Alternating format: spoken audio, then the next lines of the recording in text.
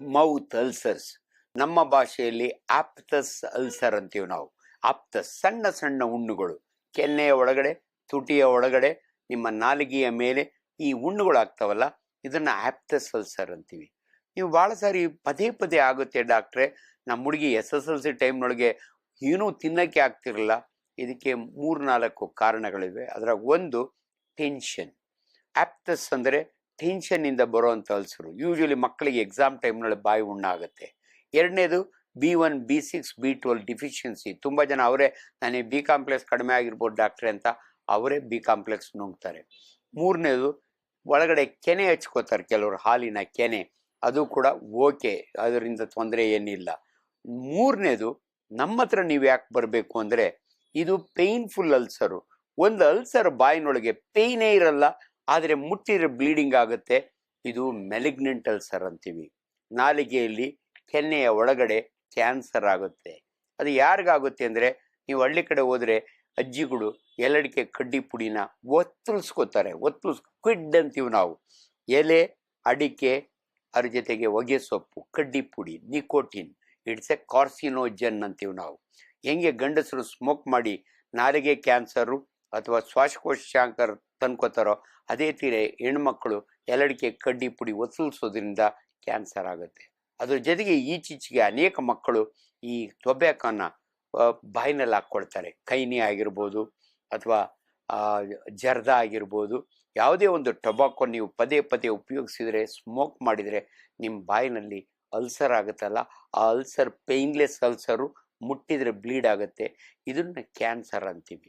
ಇನ್ನು ಕೆಲವರಿಗೆ ಬಾಯಿ ಓಪನ್ ಮಾಡಿ ನೋಡಿದರೆ ಕೆನ್ನೆ ಒಳಗಡೆ ನಾಲಿಗೆಯ ಮೇಲೆ ಬಿಳಿ ಮಚ್ಚೆ ಬಂದಿರುತ್ತೆ, ಬಿಳಿ ಅಲ್ಸರ್. ಅದನ್ನು ಲೂಕೋಪ್ಲೇಕಿಯಾ ಅಂತೀವಿ. ನೀವು ಕೈ ಹಾಕಿ ಅದನ್ನು ಒರೆಸಿದ್ರೆ ಅದು ಹಂಗೆ ಇರ್ತದೆ. ಅದೇ ಫಂಗಲ್ ಇನ್ಫೆಕ್ಷನ್ ಆಗುತ್ತೆ, ಅದನ್ನ ಬಾಯಿನಲ್ಲಿ ಬೆರಳಿನಲ್ಲಿ ಒರೆಸ್ಬೋದು. ಆದರೆ ಲೂಕೋಪ್ಲೇಕಿಯಾ ಅಂತ ಒಂದು ಕಂಡೀಷನ್ನು, ಎರಿಥ್ರೋಪ್ಲೇಕಿಯಾ ಅಂತ ಅಂದರೆ ಕೆಂಪು ಮಚ್ಚೆ. ಇವೆರಡನ್ನು ನಾವು ಪ್ರೀ ಕ್ಯಾನ್ಸರಸ್ ಕಂಡೀಷನ್ ಅಂತೀವಿ. ಪ್ರೀ ಕ್ಯಾನ್ಸರಸ್ ಅಂದರೆ ಮುಂದೆ ಅದು ಕ್ಯಾನ್ಸರ್ಗೆ ಕನ್ವರ್ಟ್ ಆಗಬಹುದು. ಆದರೆ ಆ ಮೊದಲೇ ಹೇಳಿದ್ನಲ್ಲ, ನಿಮ್ಮ ಬಾಯಿನಲ್ಲಿ ನೋವಾಗಂಥ ಹುಣ್ಣುಗಳು ಯಾವತ್ತೂ ಕ್ಯಾನ್ಸರ್ ಆಗೋದಿಲ್ಲ. ಅದರಿಂದ ಅದ್ರ ಬಗ್ಗೆ ಭಯ ಪಡಬೇಡಿ. ಬಟ್ ಅದಕ್ಕೆ ಸರಿಯಾದ ಟ್ರೀಟ್ಮೆಂಟು ನಮ್ಮಲ್ಲಿದೆ. ನಾವು ಕೂಡ ನೀವು ಅಂದ್ಕೊಂಡಂಗೆ ಬಿ ಕಾಂಪ್ಲೆಕ್ಸ್ ಕಡಿಮೆ ಆಗಿದೆ ಅಂತ ಕೊಡ್ತೀವಿ. ಎಷ್ಟೋ ಸಾರಿ ನಿಮಗೆ ಸ್ಟೀರಾಯ್ಡ್ ಮಾತ್ರೆಗಳು ಕೊಡ್ತೀವಿ. ಎಷ್ಟೋ ಸಾರಿ ನಿಮಗೆ ಅದಕ್ಕೆ ಹಚ್ಚಲಿಕ್ಕೆ ಝೈಟಿ ಅಥವಾ ಮೆಟ್ರೋಜಿಲ್, DG ಜೆಲ್ ಅಂತ ಇಂಥ ಜೆಲ್ಗಳು ಕೊಡ್ತೀವಿ. ಪದೇ ಪದೇ ಬಂದರೂ ಕೂಡ ಅದರಿಂದ ನಿಮ್ಗೆ ಆತಂಕ ಬೇಡ. ಆದರೆ ಯಾವುದೇ ಒಂದು ಅಲ್ಸರು ಬ್ಲೀಡ್ ಆಗುತ್ತೆ. ಅದರೊಳಗಾಗಿ ಎಲ್ಲಿ ಅಂದರೆ ಕಾರಣಗಳು, ನಾನು ಆವಾಗಲೇ ಮೆಡಿಕಲ್ ಕಾಲೇಜ್ನಲ್ಲಿ ಪಾಠ ಮಾಡುವಾಗ ನಾವು ಹೇಳ್ತೀವಿ, ಈ ಬಾಯಿನೊಳಗೆ ಕ್ಯಾನ್ಸರ್ ಆಗ್ಬೇಕಾದ್ರೆ 5S ಜ್ಞಾಪಕ ಇಟ್ಕೊಳ್ಳಿ. 5S ಅಂದರೆ ಸ್ಪಿರಿಟ್, ಎಣ್ಣೆ ಕುಡಿಯೋರು; ಸ್ಮೋಕಿಂಗ್, ಬೀಡಿ ಸಿಗರೇಟ್ ಸೇದೋರಿಗೆ; ಅಂದರೆ ಸುಪಾರಿ, ಎಲಡಿಕೆ ತಿನ್ನೋರಿಗೆ, ಅವಲ್ಲೇ ನಾನು ಹೇಳಿದೆ; ಸಿಫಿಲಿಸ್ ಕಾಯಿಲೆ ಇದ್ದೋರಿಗೆ; ಶಾರ್ಪ್ ಟೀತ್, ನಿಮ್ಮ ಟೀತು ಉಳುಕಲ್ಲಾಗಿ ಅರ್ಧ ಕಿತ್ಕೊಂಡು ಹೋಗಿರುತ್ತೆ, ಇನ್ನು ಅರ್ಧ ಮಾತ್ರ ಇರುತ್ತೆ, ಅದು ಯಾವಾಗಲೂ ನಿಮ್ಮ ನಾಲಿಗೆಗೆ ಉಜ್ಜುತ್ತಾ ಇರುತ್ತೆ. ಸೊ ಈ ರೀತಿ 5-6 ಎಸ್ಗಳಿದ್ದಾವೆ. ಅದು ಇದ್ದರೆ ನೀವು ಟ್ರೀಟ್ಮೆಂಟ್ ತಗೋಬೇಕು. ಇಲ್ಲಾಂದರೆ ಪ್ರೀ ಕ್ಯಾನ್ಸರಸ್ ಕಂಡೀಷನ್ನು, ಮುಂದಿನ ದಿನಗಳಲ್ಲಿ ಕ್ಯಾನ್ಸರ್ ಆಗುತ್ತೆ. ಸೊ ಕ್ಯಾನ್ಸರ್ ಅಲ್ಸರ್ ಅಂದ ತಕ್ಷಣ ಮೊದಲನೇ ಕರ್ತವ್ಯ ನಂದು, ಅದು ಹೌದೋ ಅಲ್ಲೋ ಅಂತ ಕನ್ಫರ್ಮ್ ಮಾಡ್ಕೊಳ್ಳಿಕ್ಕೆ ಚೂರು ತೆಕ್ಕೊಳ್ತೀನಿ. ಅದನ್ನು ಬಯಾಪ್ಸಿ ಅಂತೀವಿ ನಮ್ಮ ಭಾಷೆಯಲ್ಲಿ. Punch biopsy. ನಮ್ಮ ಹತ್ರ ಪಂಚಿಂಗ್ ಮಿಷಿನ್ ಇರುತ್ತೆ, ಅದನ್ನು ಪಂಚ್ ಮಾಡಿ ಒಂದು ಟೆಸ್ಟಿಗೆ ಕಳಿಸ್ಕೊಡ್ತೀವಿ. ಅದು ಕ್ಯಾನ್ಸರ್ ಅಂತ ಬಂದರೆ ಮುಂದಿನ ಟ್ರೀಟ್ಮೆಂಟು ರೇಡಿಯೋಥೆರಪಿ, ಕೀಮೋಥೆರಪಿ, ಆಪ್ರೇಷನ್ನು. ಅರ್ಧ ಟಂಗೆ ತೆಗಿತೀವಿ, ಪಾರ್ಷಿಯಲ್ ಗ್ಲಾಸೆಕ್ಟಮಿ ಅಂತೀವಿ ನಾವು. ಅರ್ಧ ಕೆನ್ನೆನೇ ತೆಗೆದಾಕ್ತೀವಿ. ಗ್ಲಾಸೆಕ್ಟಮಿ ಅಂದರೆ ಅರ್ಧ ತೆಗಿತೀವಿ. ಚೀಕ್ ತೆಗಿತೀವಿ, ನಿಮ್ಮ ಮ್ಯಾಂಡಿಬಲ್ ತೆಗಿತೀವಿ. ಸೊ ಇದ್ರ ಫೋಟೋ ನೀವು ನೋಡಿರಬೇಕು, ಸಿಗರೆಟ್ ಪ್ಯಾಕ್ ಮೇಲೆ ಹಾಕಿರ್ತಾರೆ. ಇಷ್ಟಪ್ಪ ಕ್ಯಾನ್ಸರು ಈಚೆಗೆ ಅಲ್ಸರೇಟ್ ಆಗಿರುತ್ತೆ, ಗಬ್ಬು ವಾಸನೆ ಬರ್ತಾ ಇರುತ್ತೆ.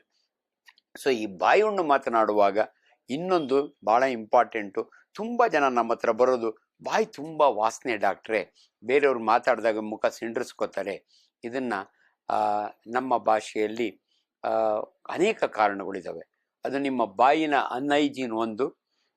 ಇನ್ನೊಂದು ಭಾಳ ಇಂಪಾರ್ಟೆಂಟ್ ಕಾರಣ ಅಂದರೆ ನಿಮ್ಮ ಗ್ಯಾಸ್ಟ್ರೈಟಿಸು. ತೇಗ್ತಿರಲ್ಲ, ನೀವು ತಿಂದ ಆಹಾರದ ಸರಿಯಾಗಿ ಜೀರ್ಣ ಆಗದಿರ ತೇಗೋದು, ಅದರಿಂದಲೂ ಕೂಡ ನಿಮಗೆ ಬಾಯಿ ವಾಸನೆ ಬರುತ್ತೆ. ಅದರಿಂದ ನಿಮ್ಮ ಬಾಯಿ ವಾಸನೆ, ನಿಮ್ಮ ಬಾಯಿ ಹುಣ್ಣಿಗೆ ಭಾಳ ಇಂಪಾರ್ಟೆಂಟ್. ಅಂದರೆ ಅಟ್ಲೀಸ್ಟ್ 2 ಸಾರಿ ನಿಮ್ಮ ಬಾಯಿನ ರಾತ್ರಿ ಮಲಗುವ ಮೊದಲು ನಿಮಗೆ ಬ್ರಷ್ ಮಾಡೋಕ್ಕಾದರೆ ಮಾಡಿ, ಅಟ್ಲೀಸ್ಟ್ ನಿಮ್ಮ ಬಾಯಿನ ಗಾರ್ಗಲ್ ಮಾಡಿ ಮುಕ್ಕಳಿಸಿ ಉಗಿದ್ರೆ ಎಷ್ಟೋ ಸಾರಿ ನಿಮ್ಮ ಬಾಯಿನಲ್ಲಿ ಹುಣ್ಣಾಗೋದಿಲ್ಲ. ಸೊ ಅದರಿಂದ ಇದನ್ನು ಗಮನದಲ್ಲಿಟ್ಕೊಳ್ಳಿ. Thank you.